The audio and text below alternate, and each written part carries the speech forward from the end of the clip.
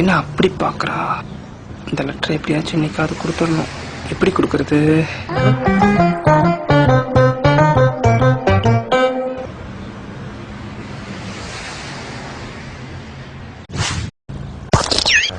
பாருடா. டேய் குட்டி பையா, இங்க வா. என்னங்கண்ணா?